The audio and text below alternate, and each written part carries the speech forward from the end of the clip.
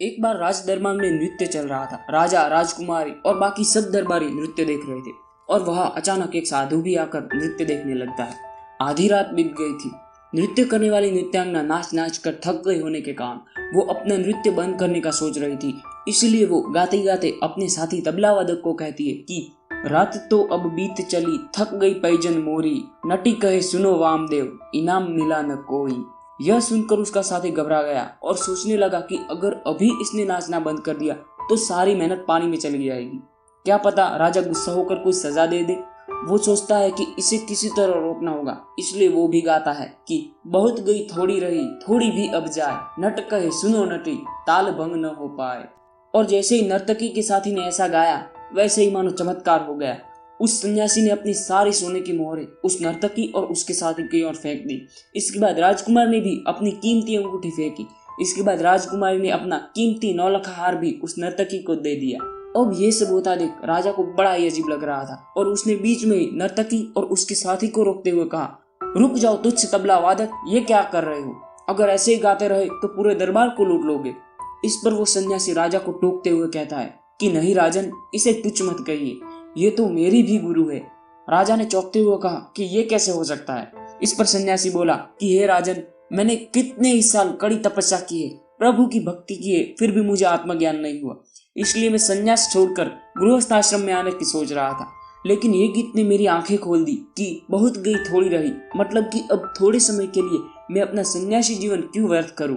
बाद में राजा ने राजकुमारी को हार फेंकने का कारण पूछा। इसके जवाब में राजकुमारी ने कहा कि पिताजी, अब तो मेरी उम्र हो गई है, फिर भी आप मेरा विवाह नहीं कर रहे थे, इसलिए मैं आज आपके महावत के साथ भागने वाली थी।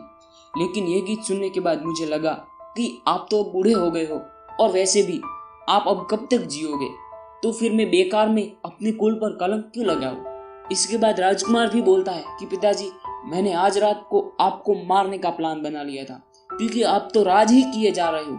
मुझे राजगद्दी दोगे तब तक तो मैं बूढ़ा हो जाऊंगा, फिर ऐसे राज्य का क्या फायदा।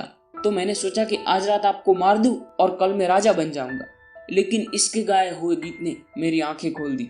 बहुत गई थोड़ी रही, मतलब कि आप और अब कितने दिन के हो, महीना, साल, 2 साल, जितने भी जियोगे, लेकिन जब भी राजगद्दी मिलनी है तो मुझे ही मिलनी है। तो फिर मैं आपकी हत्या कर कर आपका हत्यारा क्यों बनूं? अब राजा को भी अपनी गलती का एहसास होता है। वो कहता है कि मेरी सारी जिंदगी तो चली गई है मौज मजे में, और ये थोड़ी सी भी जो बची है वो भी चली जाएगी अगर मैं ऐसा ही रहा। लेकिन मैं ऐसा नहीं होने दे सकता। इसलिए वो राजा राजगद्दी छोड़कर राजकुमार को राजा बना देता है, अपनी राजकुमारी का विवाह करा देता है और उस सन्यासी के साथ चला जाता है और सन्यास ले लेता है। अब एक बात सोचो कि अगर उन सब ने जो भी सोचा था वो वे कर देते तो उस राज्य पर उनकी जिंदगी में कितनी आफत आ सकती थी। लेकिन उस एक गीत ने सबकी जिंदगी बदल दी। सभी ने कुछ भी करने से पहले थोड़ा समय सोचा और वक्त बीत जाने का इंतजार किया।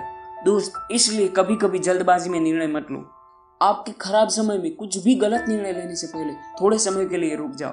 जब आपके प्रयत्नों में आपको सफलता नहीं मिलती तब आप आवेश में आकर बिना सोचे समझे कुछ बड़ा कदम ले लेते हो और पूरी जिंदगी भर पछतावे की बारी आती है। दोस्त, इससे बेहतर है कि आप समझ लो कि अब इतना बुरा वक्त तो गुजर चुका है, तो बाकी वक्त भी गुजर जाएगा। तो फिर थोड़े समय के लिए क्यों बिगाड़ना, थोड़ा और इंतजार कर लेता हूँ। कोई भी खराब परिस्थिति हमेशा नहीं टिकती, इसलिए यह भी चली जाएगी। रात के अंधेरे के बाद सुबह का सूरज आपके लिए जरूर आशा की किरण लेके आएगा। इसलिए बहुत जल्दबाजी में कोई भी काम न करें। आपको अपने ताल को भंग नहीं होने देना है। बाद में थोड़ी शांति रखी होती तो सब कुछ ठीक हो जाता। ऐसा पछतावा करने से कुछ नहीं होने वाला है।